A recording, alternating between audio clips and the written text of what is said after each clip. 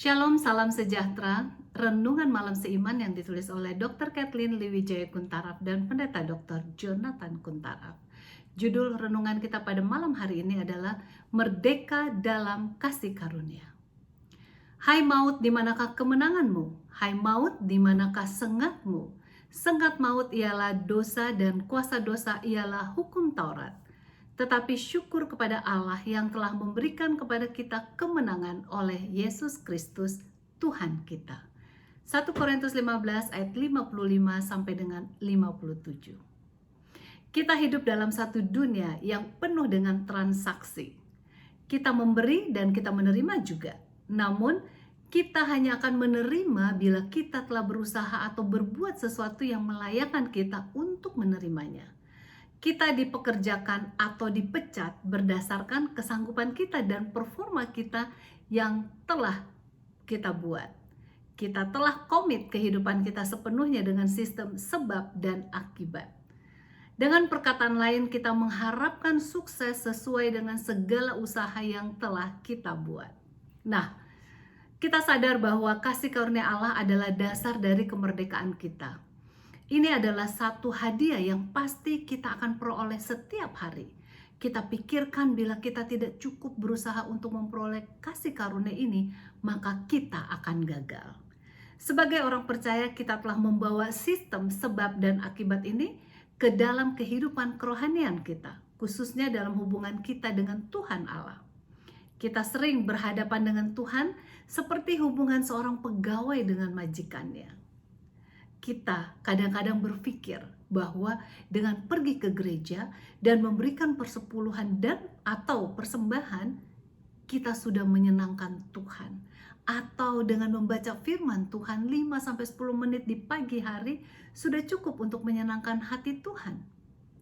Kalau kita berhenti melakukan dosa, pasti Tuhan akan lebih mencintai kita. Namun cara Tuhan itu bukan seperti cara kita ini.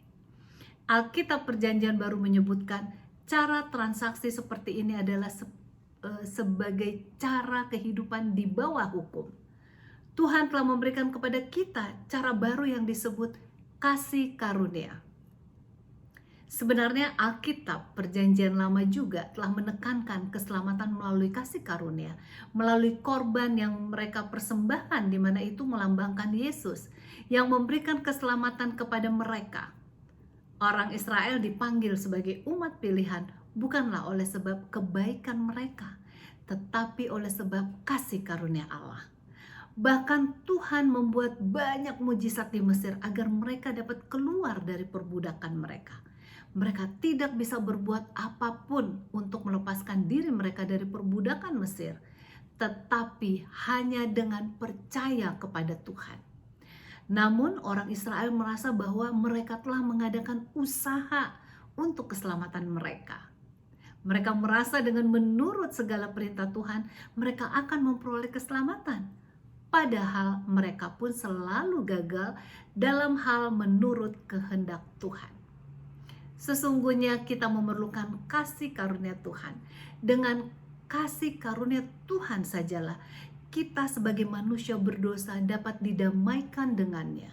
Dengan kasih karunia Tuhan kita dapat memperoleh kemerdekaan dari dosa dan tidak lagi berada di bawah hukum, akan tetapi di atas hukum. Kita tidak lagi menurut hukum Allah agar kita peroleh keselamatan itu. Akan tetapi kita menurut hukumnya oleh sebab kita sudah diselamatkan. Penurutan adalah sambutan kita kepada kasih karunia-Nya yang maha ajaib. Kiranya kasih karunia Allah yang telah memerdekakan kita dari dosa akan memberikan kepada kita masing-masing suatu usaha, suatu kuasa untuk menyambutkan kasih karunia tersebut yang menyebabkan kita mau menurut Tuhan Allah dengan penuh sukacita. Kiranya Tuhan memberkati kita.